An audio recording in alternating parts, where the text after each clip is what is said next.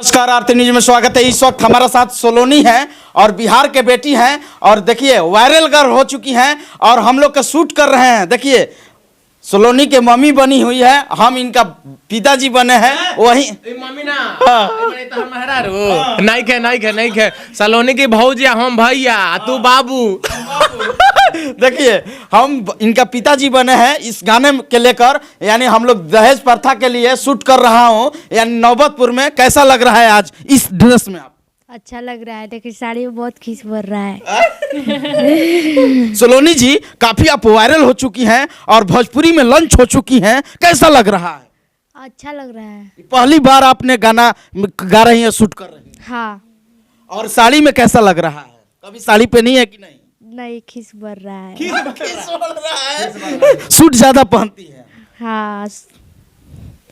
मैं चाहूंगा कि जो गाना वायरल हुआ है दर्शकों को हो जाना चाहिए, वो सुनाइए ताकि समझ में आ जाए कि वही सोलोनी है। नशा न करना, मान लो कहना, प्यारे भाई बहना, होगी बड़ी खराबी, होगी बड़ी खराबी। नशा में डर है, नशा जहर है, जीते जी मर जाना, होगी बड़ी खराबी। एक और गाना था जो काफी वायरल हुआ था, जो क्या है वो बहुत तान के गाते हैं सब। हाँ ऊंच, हाँ वो हो जाना चाहिए। सब कर खुनवा एक ही रे हउवे, धारा मामा अलग अलग बा, धारा मामा अलग अलग बा। ये गाना गाकर रातों रात स्टार हो चुकी हैं, यानी सोशल मीडिया में काफ़ी सुर्खी बटोर रही हैं सोलोनी जी और बिहार के बेटी हैं। और हम लोग गाना का शूटिंग कर रहे हैं और गाना हिट होने के बाद मैं फिल्म बनाऊंगा। मैं सचिन भाई, क्या सही बात है ना? सही बात है। आपका तो फिल्म का ऐलान सब कर ही दिए हैं, जो उसमें सलोनी भी रहेंगे, हम लोग भी रहेंगे। आप तो पहले हेलीकॉप्टर वाला सारा बात वो बनेगा।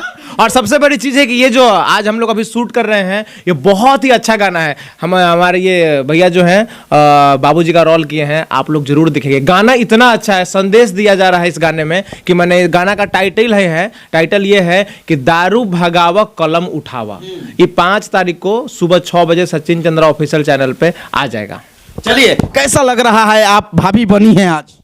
बहुत अच्छा लग रहा है। बहुत अच्छा लग रहा है। क्या दर्शकों को कहना चाहिएगा इस गाना के लेकर?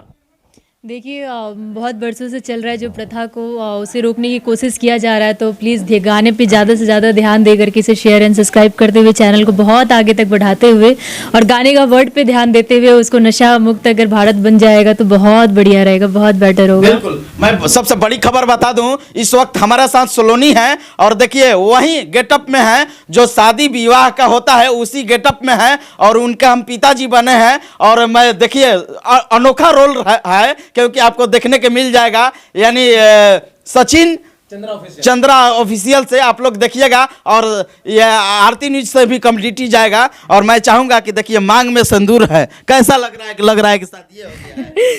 मैं कैमरा में से चाहूंगा कि जूम करके दिखा दीजिए। अच्छा, मांग में जो सिंदूर है उस पे एक लाइन बोलना चाहेंगे वो सलोनी के ही भाव में कि सब करे से नूरा एक ही रे हउए, सब कर से नूरा एक ही रे हउए, सजनवा अलगा अलगा बा, सजनवा अलगा अलगा बा। देखिए कितना अच्छा लग रहा है। हम लोग वही जोड़ी है जो काफ़ी हम लोग फिल्माने की कोशिश कर रहे हैं उस वीडियो के माध्यम से, जो सोलोनी जी हैं और बिहार के बेटी हैं। बिहार के बेटी के लिए हम लोग ऊपर उठाने के लिए प्रयास करता हूं और दर्शक भगवान हैं, भगवान जीरो से हीरो बनाते हैं। लेकिन एक गाना और हो जाना चाहिए, दहेज प्रथा वाला हमारा जो गाना है जिसका अभी हम लोग शूट कर रहे हैं। हाँ, तो देखो वो क्या है ना, उसमें ये लड़की का बाप बने हैं और हम इनके बेटा हैं, ये पुतो हैं और ये बेटी है, ये बाबूजी हैं। तो एक्चुअली आज के ज़माना में होता क्या है ना कि लड़की काली है तो हम शादी नहीं करेंगे, ऐसा लोग बोलता है। लेकिन उसको 10 लाख 15 लाख अगर दहेज दे दीजिएगा तो वो वही लड़की जो है गोरी दिखने लगती है और शादी हो भी जाता है। तो कहना यही था इस गाना में कि पाई पाई बेच के पाई पाई बेच के खोजलू दूल्हा नौकरिया। उसके बाद आप गाओ। आप क्या? हाँ गाइए गाइए। लईकी न करिया होली दहेज होल करिया। यही गाना है। बहुत अच्छा ये गीत है, आप लोग आएगा YouTube पर, आप धमाल मचा दीजिएगा दर्शक। ये अपने जिंदगी में पहली बार भोजपुरी में ये लॉन्च हो चुकी है, यानी सचिन भाई के देन से मैं कहूँगा कि ये सही बात है कि भोजपुरी के आप आगे बढ़ाने के लिए आप काम कर रहे हैं। पहला बार हम ही इसको बुलाए, पहला बार हम जब इसका वायरल देखे तो हम बुलाए, और ये इसका जो गाना था वो मुझे अच्छा लगा, तो मुझे गला अच्छा लगा। आप ऐसा कीजिए कि एक फिल्म बनाया जाए और हीरोइन रहेगी मैडम। एक फिल्म तो आप वाला है उसमें तो रहेगी। अब पता नहीं, हम लोग को तो कास्ट मिल ही गया है, लेकिन हमारा जो एक फिल्म मगही में जो आ रहा है देख तमाशा बुढ़िया का, उसमें सलोनी जरूर रहेगी, बिल्कुल रहेगी। हाँ, हम अभी बता दे रहे हैं, हम डायरेक्ट किए हैं और हम लिखे भी हैं एक नाटक, तो उसका मैं कहानी बना रहा हूँ देख तमाशा बुढ़िया का, तो उसमें ये तो हीरोइन है ही और मैं हूँ ही, उसमें सलोनी को भी हम रोल करवाने जा रहे हैं। चाहिए, मैं चाहूंगा कि भोजपुरी में काफी स्टार लोग, आप कल भी बोली थी, आप किसका ज्यादा फैन हैं, आप गाना गाती हैं? अंकुश राजा का। अंकुश राजा के। भोजपुरी में सेलिब्रिटी दो ही माने जाते हैं, खेसारी जी और पवन सिंह, तो पवन सिंह के ज्यादा मानती हैं या खेसारी जी के? खेसारी जी को। क्यों पवन सिंह के क्यों नहीं? उनका आवाज़ बहुत अच्छा लगता है हमको। जी खेसारी जी के। हाँ, मतलब दोनों का अच्छा लगता है। क्योंकि ये भोजपुरी के जाने माने पवन सिंह मोहम्मद रफ़ी माने जाते हैं, तो मोहम्मद रफ़ी अच्छे कलाकार हैं, अच्छे गायक हैं, क्यों नहीं अच्छा लगता है गाना? अच्छे लगते हैं दोनों में। अब इतने हार्ड सवाल कर लिए कि उनको जवाब क्यों नहीं, एकदम निधड़क दीजिए, कोई दिक्कत नहीं है। किसको आप सुनती हैं, किसको फॉलो करती हैं? हाँ, रुक जाइए एक मिनट, हमको फीडबैक लेना चाहिए, क्योंकि दर्शक पूछना चाहते हैं कि सलोनी जी किसका ज़्यादा गाना सुनती हैं? हम सबसे ज़्यादा अंकुश राजा के गाना सुनते हैं, और शॉर्टकट में मतलब हम पवन सिंह का भी हम गाना सुनते हैं कभी जब भी। पवन सिंह के गाना कौन अच्छा लगता है, ये भी बता दीजिए। माई डोली चढ़ी चलली सेवक के घर। हाँ, हो जाना चाहिए, एक बार हो जाना चाहिए। दर्शक देख रहे हैं तमाम, यानी पवन सिंह के जितने फैंस हैं, इतना आप धमाल कर दीजिए, इसका शेयर कर दीजिए कि ताकि पवन सिंह के ये वीडियो चला जाए। माई डोली चढ़ी चलली सेवक घरवा, माई डोली चढ़ी चलली सेवक घरवा, ओही डोलिया के बाघवा कहाँ रे दुनिया में शोर भइल बा, ओही डोलिया के बाघवा कहाँ रे दुनिया में शोर भइल बा, माई डोली चढ़ी चलली सेवक घरवा। चलिए खेसारी जी के कौन गीत सुनती हैं ज्यादा?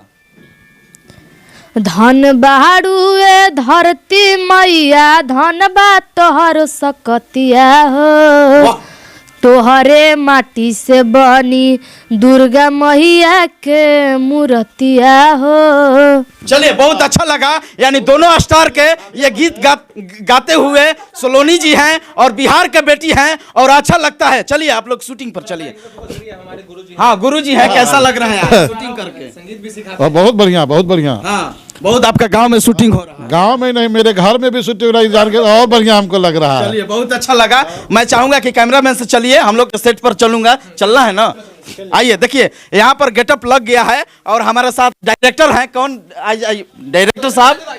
अरे डायरेक्टर साहब आइए, कैमरामैन दिखाइए, यही वीडियो डायरेक्टर हैं। और पटना में कैसा लग रहा है शूट करके? बहुत अच्छा लग रहा है भैया, क्योंकि देखिए कोई ऐसी बिहार की बेटी जब उभरता है ना किसी भोजपुरी इंडस्ट्री में, तो बहुत अच्छा लगता है। और ये बच्ची जो है एक गरीब फैमिली से है, पूरे इनके टीचर्स हो, मीडिया हो, ये हमारे भैया हैं जो इनको आज इस प्लेटफॉर्म दे रहे हैं। मीडिया वाले तो इनको वायरल किए, लेकिन एक जो सच्चा प्लेटफॉर्म होता है, जो किसी सिंगर के लिए, आर्टिस्ट के लिए जो प्लेटफॉर्म मिलना चाहिए, फर्स्ट प्लेटफॉर्म दे रहे हैं।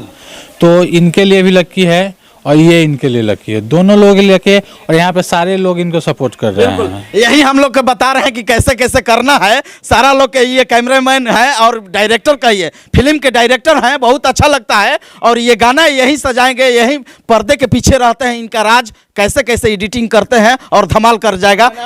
हाँ, राजू पांडे हैं। और देखिएगा 5 तारीख के आप 7 बजे देखना ना भूले इस गाना को लेकर। बहुत बहुत शुक्रिया। कैमरामैन विनोद के साथ मैं मनीष कुमार, आरती न्यूज़ लाइव, पटना, बिहार।